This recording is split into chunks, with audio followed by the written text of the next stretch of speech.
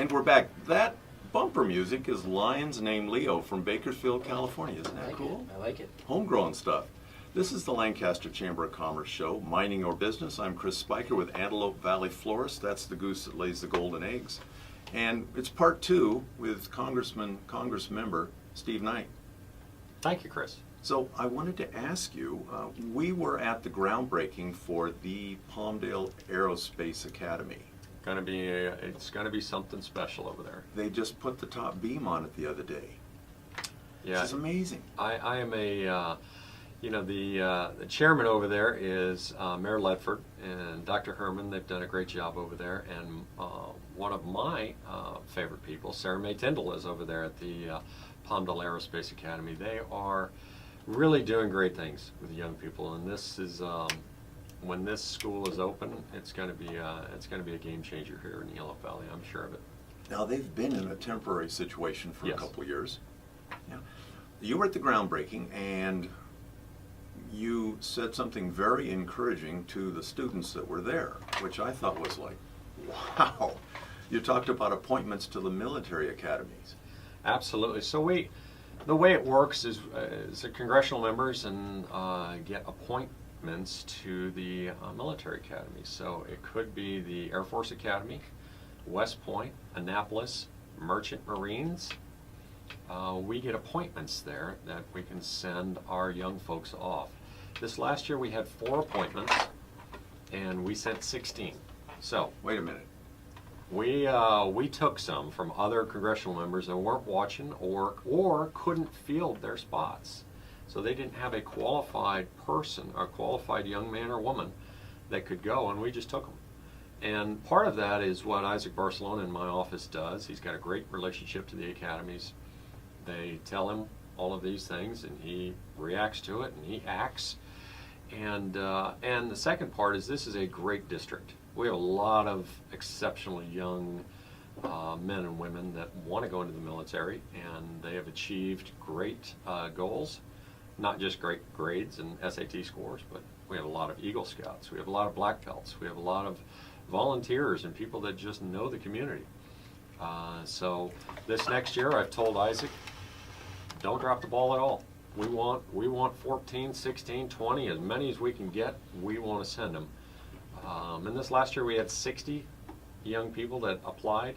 We narrowed it down to 40 that were pretty qualified, and then you go into an interview process. So has really nothing to do with me. There's no favoritism, there's no nothing. You have to go through that 9-person interview process, and you have to have had the ability, the grades and all of the things to get you there.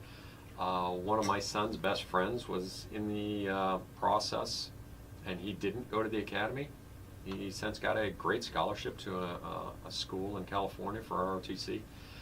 But you know, if there was favoritism, I would have sent him. Yeah. And I just can't do that. We're going to send the best and the brightest to lead our men and women in the military. Well, that would be a tough decision, so maybe you're kind of glad it's not in your hands. No, Isaac does very well, and John Fergione, who's a fixture out here, was an F-22 pilot, is kind of leading the interview process, and we've got some exceptional people on there on my interview team. Ed Knutson from the college, and I could just go on and on from people out at Mojave and Virgin Galactic. So What a world that is out there at Mojave. That's an amazing. As Stu Witt says, that's the center of everything. Because some people say, you're in the middle of nowhere. He said, no, we're in the center of everything.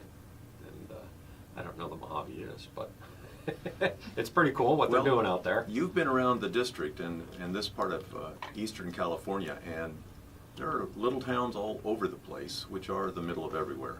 They really are. We've got a lot of them here in the desert. You know, we call ourselves desert rats, and that's basically what we are. We've grown up in the desert, and we've had to deal with a lot of things out here, but a lot of it is the little communities. Yeah. And some of those communities have grown together and made a bigger part of Lancaster, a bigger part of Palmdale, but we still have our little communities out here that are a big part of what we do, and they do exceptional things. So we're very proud of what's happening.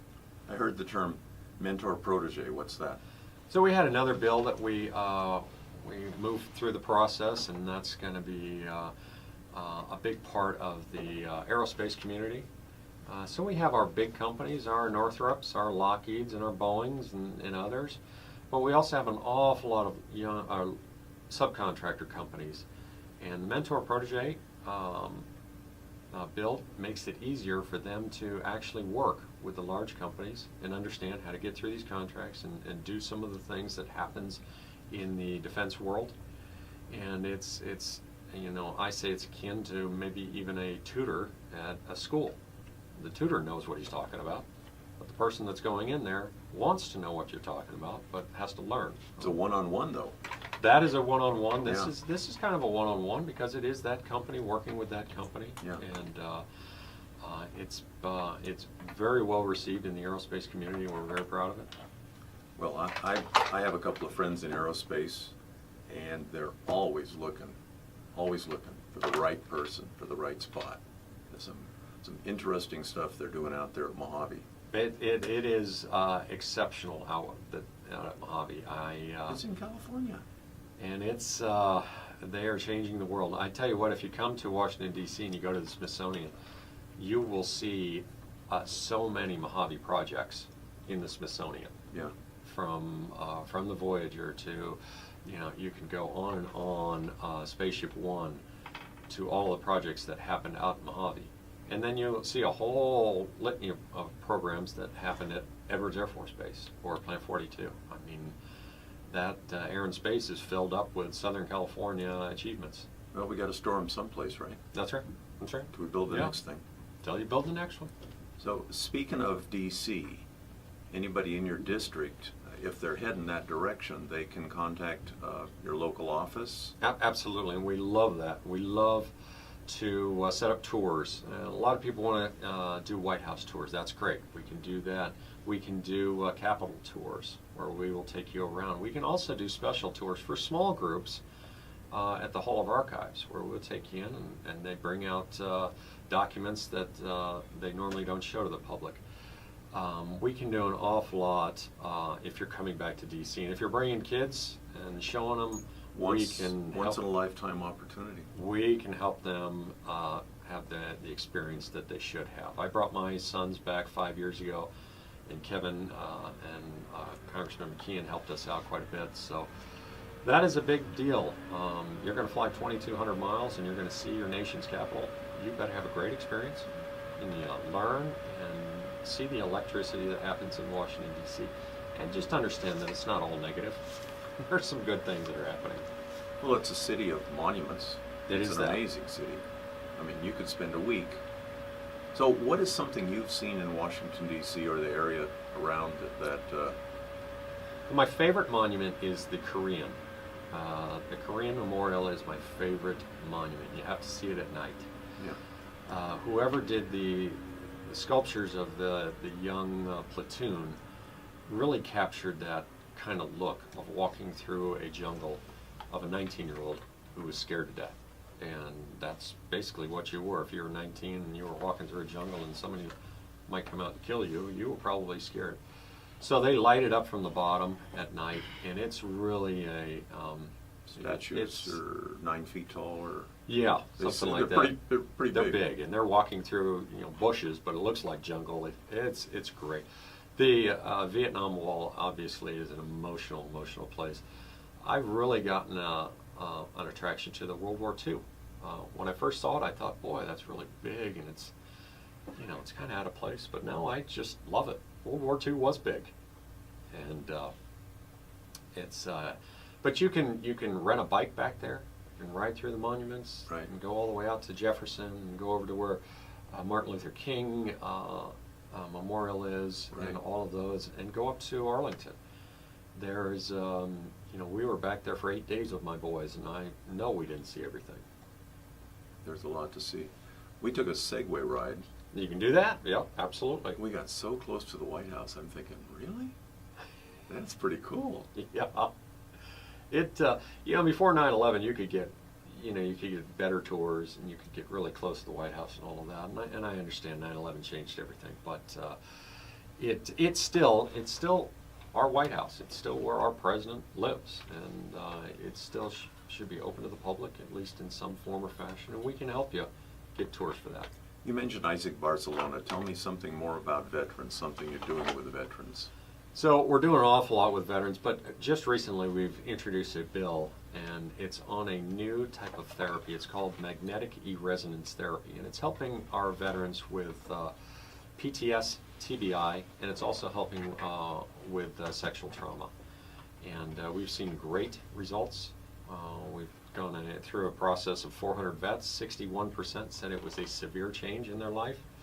So we have a bill that's going to put that into clinics and watch the data, and then hopefully in a year we're going to put it into all the VA clinics. Isaac's a big part of what we do in our kids that go to the military, and he's part of the casework along with Kathy Rowe and Lisa Moulton and Chris Ward and everyone. But you know, one of the last things I'd like to say, Chris, is please don't beat your head against a wall. If it's a federal issue, please call us. If it's INS or IRS or Medicare or Social Security or passports or whatever, please call us. I firmly believe we have the best people working my staff of any congressional office, and they prove it on a daily basis. They do.